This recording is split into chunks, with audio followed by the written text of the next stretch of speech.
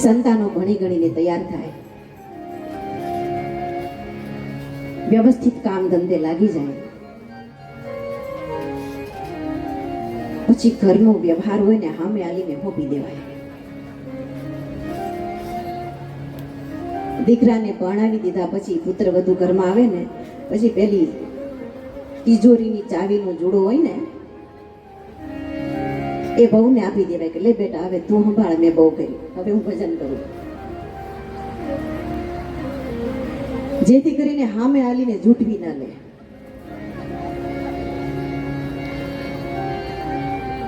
તો અહીં રામજી દશરથ મહારાજે વિચાર કર્યો છે કે મારા રામને ગાદી હોપી દઉં. આ બધી ચીઠીઓ છે, પણ એ ચીઠીઓને આપણે દેખાય એમ રહેવા નથી દેતા ને, એ વાંધો છે. અત્યારે વિજ્ઞાન યુગ છે ને. દશરથ મહારાજે ભરસભામાં અરીસામાં મુખ જોયું અને જોવું જ જોઈએ. તો કે આ કહેવું ના પડે, આપણે બધા એને સમય તો આપતા જોઈએ અરીસાને, અને આપવો જ જોઈએ. અરીસાને સમય આપીએ ને તો આપણને ખબર પડે કે આપણે હવે ક્યાં પહોંચ્યા છીએ ને હવે શું કરાય શું ન કરાય. પણ આપણે એને બધું ઢાંકી દઈએ છીએ ને એ વાંધો છે. એટલે આપણને એમ થાય કે આપણે કાયમ યુવાન જ છીએ. એ તો આ બધી ચીઠીઓ આવતી હોય પણ આપણને વંચાય તો થાય ને. આ બાળ દોડા થાય એ ચિઠ્ઠી જ છે. એ કાન પાસે જ પેલા થાય કે હવે તૈયારી કર. પછી આ 32 જે સૈનિકો છે અંદર, એ પણ એક પછી એક વિદા લેવા માંડે તો આપણે ચોકઠું ન ખાઈ દઈએ.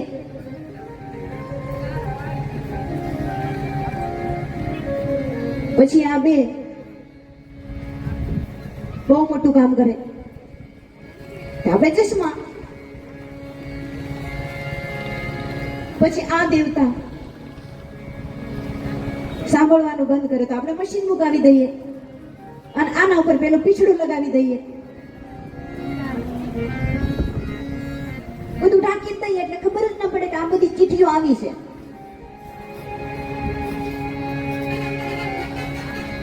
એ તો ચીઠીઓ તો આવે જ છે બધી. કહી દઉં પણ ના, હવે સમય વયો ગયો છે.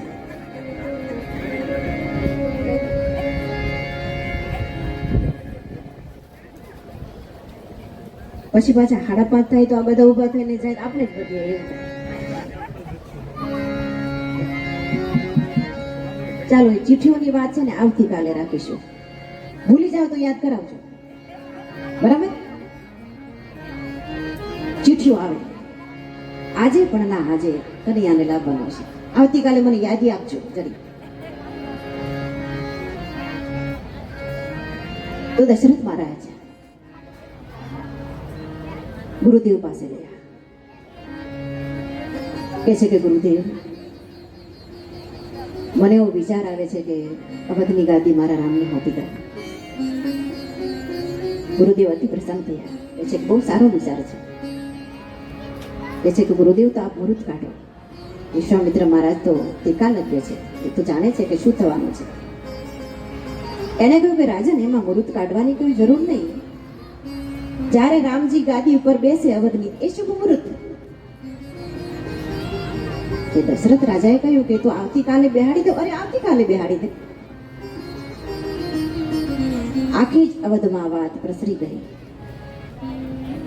દીપમાળાઓ પ્રગટાવા લાગ્યા, રંગોળીઓ પુરાવા લાગી. પણ મંથરાના કુસંગથી કૈકેયી માતાની મતિ ભ્રષ્ટ થઈ. દશરથ મહારાજ પાસે 2 વરદાન માંગ્યા. ગામના જે માંગણા હતા કે મારા ભરત માટે અવધની ગાદી અને રામના માટે 14 વર્ષનો વનવાસ. કૈકેયી માતાના વચનથી રામ, લક્ષ્મણ, જાનકી વન તરફ પ્રયાણ કરે છે. બધા જ અવધવાસીઓ પણ ભગવાન રામજીની પાછળ. વશિષ્ઠ મહારાજ રથ મોકલાવે છે. રામજીને રથમાં બેસવાની આજ્ઞા કરે છે. સુમંતજી રથ લઈને આવ્યા. રામ લક્ષ્મણ જાનકી રથમાં બિરાજિત થયા. ભગવાન રામજીનો રથ આગે અને અવધવાસીઓ બધા જ પાછળ આક્રંદ કરતા તમસા નદીને કિનારે પહોંચ્યા. સાંજ પડી. ભગવાને વિચાર કર્યો કે અહીં જ રાત્રિ મુકામ કરી જઈએ. રાત્રિ વિશ્રામ કર્યો. બધા જ અવધવાસીઓ ખૂબ રડી રડીને થાકી ગયેલા, ઊંઘી ગયા. રાત્રિના સમયે જ સુમંતજીને ભગવાને કહ્યું કે રથને અંકાવો. અવધવાસીઓ જો જાગી જશે તો આગે નહીં જવા દે. ભગવાન રામજીનો રથ તમસા નદીની કિનારેથી આગે પ્રયાણ કરે છે. આ બાજુ સવાર પડ્યો. અવધવાસીઓ જાગ્યા. રામજીને જોયા નહીં, અતિ આક્રંદ કરે છે. બધા જ પાછા આવ્યા અવધમાં.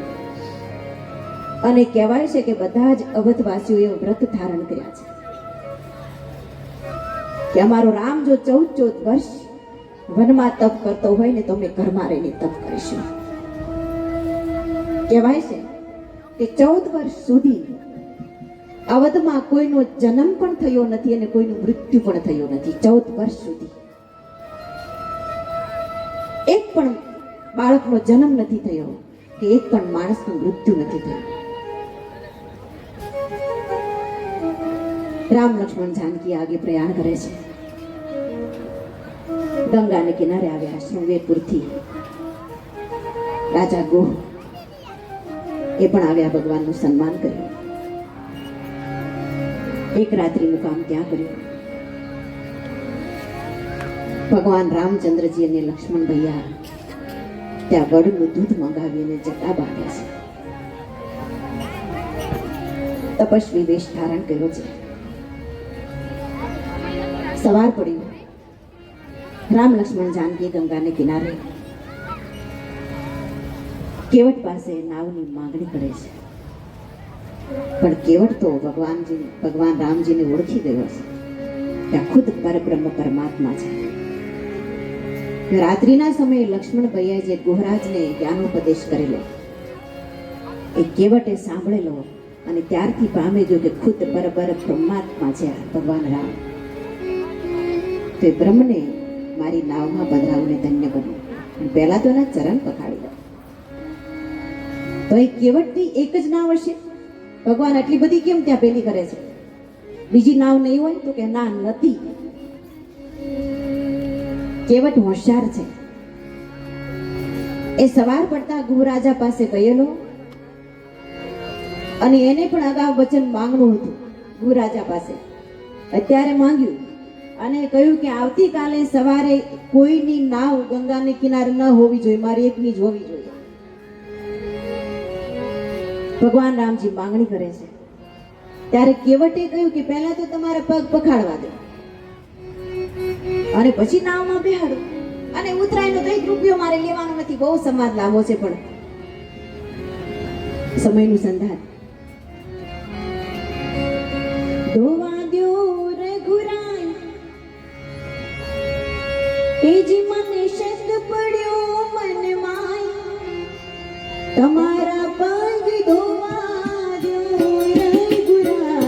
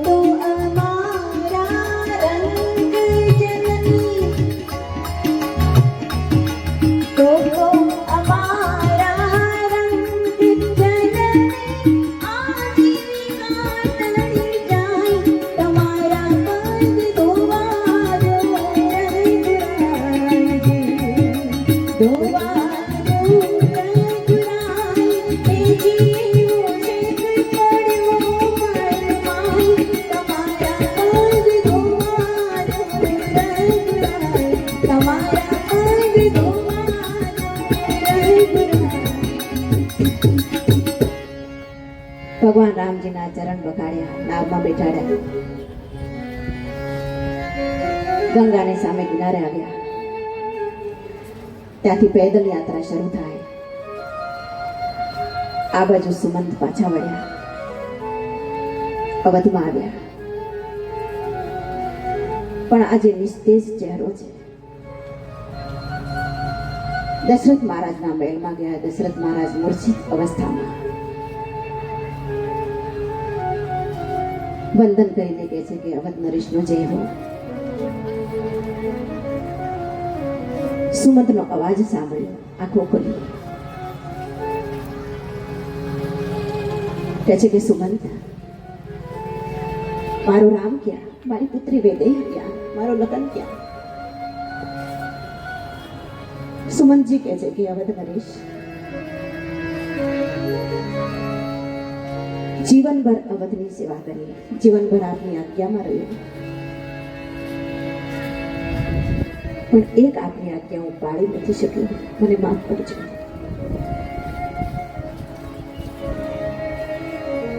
રામ લક્ષ્મણ જાનકીને હું ગંગાના કિનારા સુધી મૂકવા ગયો.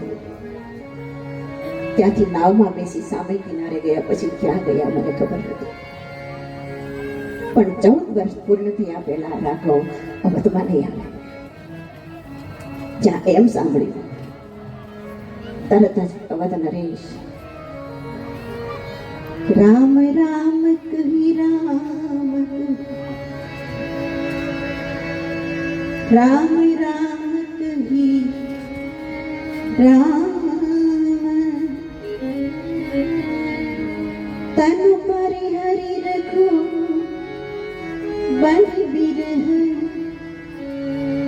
રામ ગયું સુરધામ, સિયાવર રામચંદ્ર કી જય,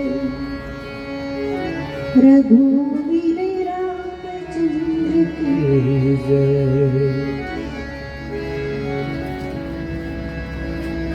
14 વર્ષ પૂર્ણ થયા પછી જ રામ અવધમાં આવશે સાંભળ્યું. દશરથ મહારાજે રામના વિરહમાં પોતાના પ્રાણનો ત્યાગ કરી દીધો. ભરત ભૈયા અને શત્રુઘ્ન ભૈયાને મોસાળમાંથી તેડવામાં આવ્યા. પિતાશ્રીનો અંત્યેષ્ટિ કર્મ ક્રિયાક્રમ કર્યો.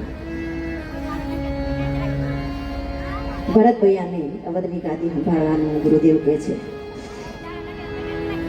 ત્યારે ભરત ભૈયા કહે છે કે પહેલા તો રામ દર્શન, પછી મારો રામ જે આદેશ કરશે મને શિર ઉતારી. ભરત ભૈયા, શત્રુઘ્ન ભૈયા, બધા જ અવધવાસીઓ, ત્રણેય માતાઓ, ગુરુદેવ. આ બાજુ ભગવાન રામચંદ્રજી ભરદ્વાજ મુનિના આશ્રમમાંથી વાલ્મીકી મુનિના આશ્રમમાં, ત્યાંથી અત્રિ મુનિના આશ્રમમાં અનેક ઋષિ મુનિના દર્શન કરતા કરતા ચિત્રકૂટમાં આવ્યા છે. ભરત ભૈયાનો રસાલો પણ ચિત્રકૂટમાં આવ્યો. ભગવાન રામચંદ્રજી ભરત ભૈયાને પોતાની ચરણ પાદુકા આપે છે. ભરત ભૈયા અવધમાં આવ્યા. ચરણ પાદુકાને અવધની ગાદી પર બિરાજિત કરી નંદીગ્રામમાં તપ કરવા ગયા.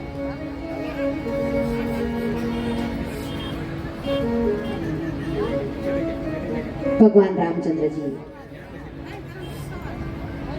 ત્યાંથી આગે પ્રયાણ કરે. શરભંગ મુનિના આશ્રમમાં, સુતીષ્ણ મહારાજના આશ્રમમાં, ત્યાંથી અગસ્ત્ય મુનિના આશ્રમમાં આવ્યા છે. ત્યાંથી આગે પંચવટીમાં સ્થાયી થયા. પંચવટીમાં શૂર્પણખા આવે છે, લક્ષ્મણ ભૈયાનું નાક કાન કાપ્યું. એ બધા ખરદૂષણ સહિત અનેક રાક્ષસોને ભગવાન રામચંદ્રજી મારે છે. એ બધા આ બાજુ શૂર્પણખા લંકામાં આવી દશાનંદ રાવણને સમાચાર આપ્યા.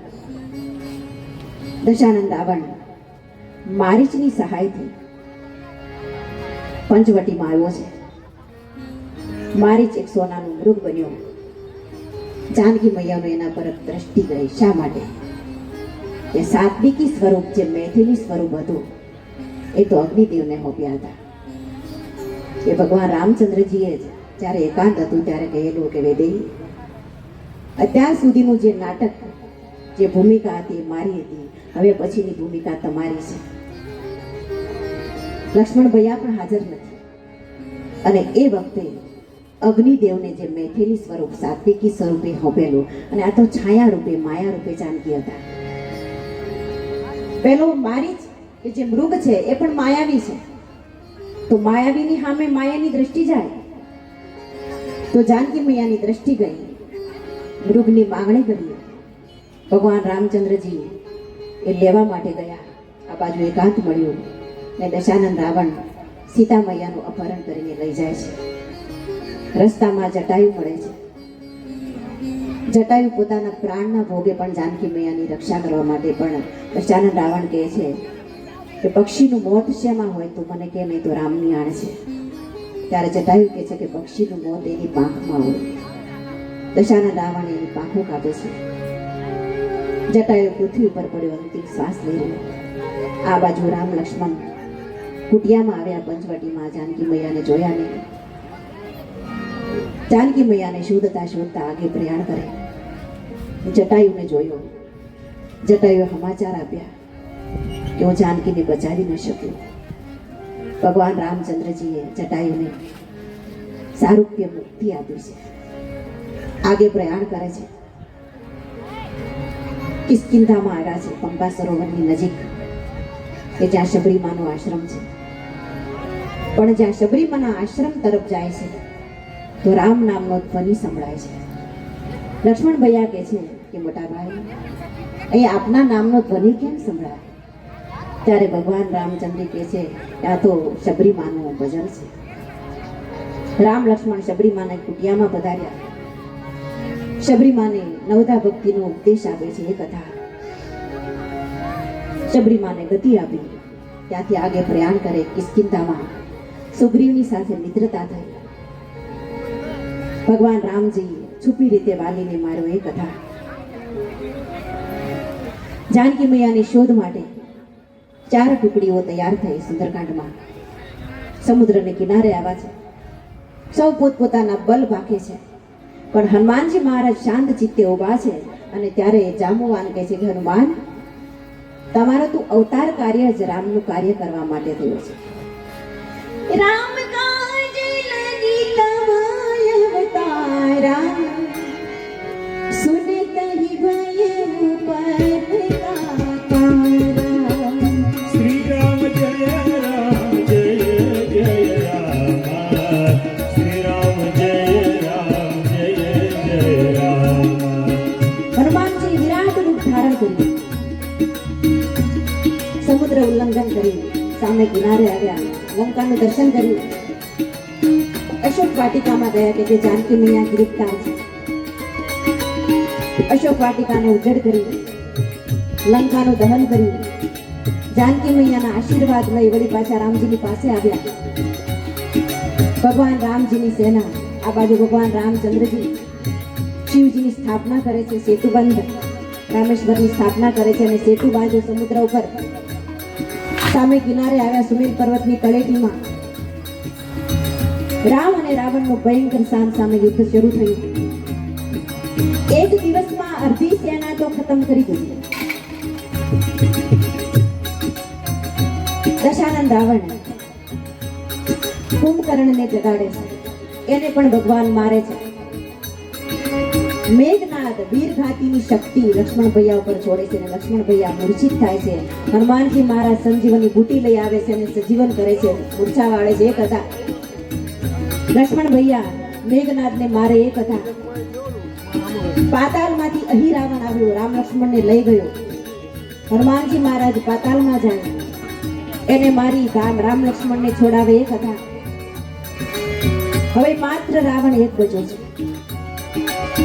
ભગવાન રામચંદ્રજી અને દશાનંદ રાવણનું ભયંકર યુદ્ધ થયું છે. એક શિરનું છેદન કરે અને વળી પાછું મસ્તક પ્રગટ થાય. ભુજાનું છેદન કરે અને વળી પાછી ભુજા પ્રગટ થાય. કોઈ રીતે દશાનંદ રાવણ મરતો નથી. અને ત્યારે વિભીષણ એમ કહે છે, હે પ્રભુ, એની નાભીમાં અમૃત કૂપ છે. ભગવાન રામચંદ્રજીના માથામાંથી એક સાથે 31 તીર છૂટ્યા છે. 20 તીર વડે 20 ભુજાઓનું છેદન કર્યું, 10 તીર વડે 10 મસ્તકોનું છેદન કર્યું અને 31મું બાણ દશાનન રાવણની નાભી ઉપર છોડ્યું અને જેવું નાભી ઉપર છોડ્યું તરત જ ધરતી પર ઢળી પડ્યો. હે રામ કરતું ઢળી પડ્યો અને એનું તેજ ભગવાન રામચંદ્રજીમાં સમાયું. ભગવાન રામચંદ્રજીએ દશાનન રાવણને સહજ મુક્તિ આપી છે. બોલી રામચંદ્ર ભગવાન કી જય. લક્ષ્મણ ભૈયા વિભીષણને લઈ અને લંકામાં જાય છે. લંકાની ગાદી ઉપર વિરાજિત કરે છે વિભીષણને. અશોક વાટિકામાંથી સીતા મૈયાને પધરાવે છે. પુષ્પક વિમાન દ્વારા રામ લક્ષ્મણ જાનકી વિભીષણજી હનુમાનજી મહારાજ અમુક મિત્રો બધા જ અવધમાં આવે છે. ભગવાન રામચંદ્રજી અવધમાં આવ્યા, પોતાની જન્મભૂમિનું માટીનું તિલક કરે છે. બધા જ અવધવાસીઓ મળવા માટે સન્માન કરવા માટે આવ્યા છે. પણ સૌ પ્રથમ ભગવાન રામચંદ્રજી કૈકેયી માને મળ્યા છે. દોડતા માને ભેટ્યા છે, મળ્યા છે. ત્રણેય માતાઓને વંદન કરે, ગુરુદેવને વંદન કરે. પછી તો અમિત રૂપ પ્રગટે તેહી કાલા. ભગવાને જેટલા અવધવાસીઓ છે ને એટલા રૂપ ધારણ કર્યા છે. શું કામ? બધા જ ભગવાનને મળવા માટે એટલા બધા લાલાયિત થયા છે. 14 વર્ષ વીતી ગયા છે. જેટલા અવધવાસીઓ છે એટલા જ રૂપ ભગવાને ધારણ કર્યા અને બધા જ અવધવાસીઓને ભગવાન એક એકને મળે છે. જે ઉત્સવ 14 વર્ષ પહેલા થવાનો હતો એ ઉત્સવ 14 વર્ષ પછી થાય છે. રામ લક્ષ્મણ જાનકીને તૈયાર કરે છે. ત્રણેય માતાઓ જાનકી મૈયાને તૈયાર કરે. ચારે ભાઈઓ તૈયાર થયા. ભગવાન રામચંદ્રજીની પાલખી આખી અવધમાં ફરી છે. અવધની ગાદી ઉપર વશિષ્ઠ મહારાજ સીતારામજીને બિરાજિત કરે છે અને અવધની ગાદીનું રાજ તિલક કરે છે. ને ત્યારે તુલસીજી ગાય છે, પ્રથમ તિલક શિષ્ટ મુનિ કિન્હા, પ્રથમ તિલક શિષ્ટ મુનિ કિન્હા, મુનિ સર્વ વિપ્રન્હા આય સુદિન્હા, મુનિ સર્વ વિપ્રન્હા આય સુદિન્હા, પ્રથમ શિષ્ટ મુનિ કિન્હા, પ્રથમ તિલક શિષ્ટ મુનિ કિન્હા, પ્રથમ તિલક શિષ્ટ મુનિ. રામ રાજ્યની સ્થાપના થઈ. ધીમે ધીમે સમય વીતવા લાગ્યો. ચારેય ભાઈઓને ત્યાં બે પુત્રોના જન્મ થયા છે. આમ 2 અધ્યાયમાં સુખદેવજી મહારાજ શ્રીમદ ભાગવત મહાપુરાણમાં રામચરિતમાનસનું વર્ણન કરે છે. ત્યારબાદ અવધવાસીઓ ભગવાન રામચંદ્રજીની સાથે સાકેતવાસ કરે છે. એ કથા ભાગવતજીમાં લખ્યું છે કે સુમિત્ર રાજા સુધી આ સૂર્યવંશ રહેશે અને આ વંશનો ત્યારબાદ વિનાશ અને પછી ચંદ્રવંશની પ્રારંભ થશે. 14મા અધ્યાયથી 9મા સ્કંદના ચંદ્રવંશની કથા શરૂ થાય છે. અત્રિ અને અનસુયાથી દત્ત દુર્વાસા અને ચંદ્રમા થયા. ચંદ્રનો બુદ્ધ, બુદ્ધનો પુરુરવા એની કથા છે. અને એના પછી જમદગ્નિ અને એના પુત્ર પરશુરામજી એ કથા કહી અને ત્યારબાદ વિશ્વામિત્રના વંશનું વર્ણન કર્યું છે ભાગવતજી. અને એ પછી યયાતિ ચરિત્ર. યયાતિને ત્યાં દેવયાની અને શર્મિષ્ઠા 2 પત્નીઓ અને 5 પુત્રો. યદુ તુર્વસુ આ 2 દેવયાનીના અને દુહ્યુ અનુ અને પુરુ આ 3 શર્મિષ્ઠાના. અને યદુ નામના પુત્રના વંશમાં ભગવાન કૃષ્ણચંદ્રજી પ્રગટ થવાના છે. યદુના વંશમાં સુરસેન થયા અને સુરસેનને ત્યાં વસુદેવ થયા. આહુકને 2 પુત્રો થયા, દેવક અને ઉગ્રસેન. દેવકને ત્યાં 7 કન્યાઓ થઈ અને એમાં દેવકી નામની કન્યા છે એ વસુદેવને પરણાવી. અહીં ભાગવતકાર 9 સ્કંદને વિરામ આપે છે. બોલીએ દ્વારિકાધીશ કી, શ્રી કૃષ્ણ ગોવિંદ હરે મુરારી. હે નાથ નારાયણ વાસુદેવા શ્રી કૃષ્ણ ગોવિંદ હરે મુરારી હે નાથ નારાયણ વાસુદેવા શ્રી કૃષ્ણ ગોવિંદ હરે મુરારી હે નાથ નારાયણ વાસુદેવા શ્રી કૃષ્ણ ગોવિંદ હરે મુરારી હે નાથ નારાયણ વાસુદેવા હે નાથ નારાયણ વાસુદેવા હે નાથ નારાયણ વાસુદેવા બાકી બિહારી લાલ કી જય જય બોલીએ બદ્રંગનાથ બાપાની જય ભાગવત ભગવાન કી જય આજે આપણી વચ્ચે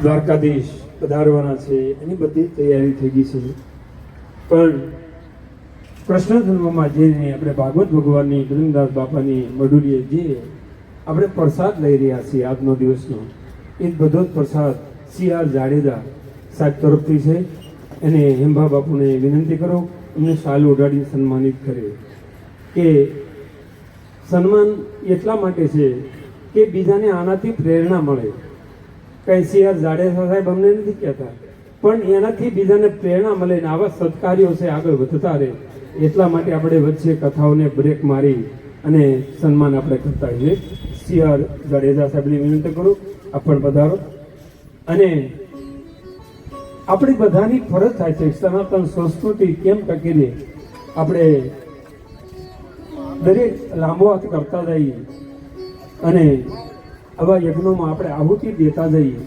આવા યજ્ઞોમાં આપણે સહભાગી બનીએ તો આપણે પરમાત્મા ઓર માં લક્ષ્મીમાં વરસાદ કરશે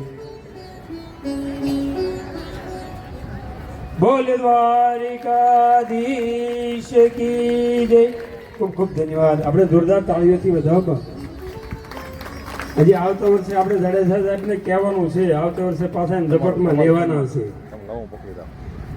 ખૂબ ખૂબ ધન્યવાદ તેમજ દિગુભા સુખુભા જાડેજા જે આજનો કનૈયો જેમનો છે અને કોન્ટ્રાક્ટરનું કામ કરે છે આજે એ અહીંયા છે તો આપણી ફરજ બને એમનું પણ આપણે સન્માન લેવું જોઈએ તો મહાવીરસિંહજી ભીખુભા જાડેજા દાતા બંનેનું ગામ દાતા છે એમને પણ વિનંતી કરું આપ પધારો આપને પણ સન્માનિત કરવા માંગે છે આપ પણ પધારો બોલ દ્વારિકાધીશ કી જય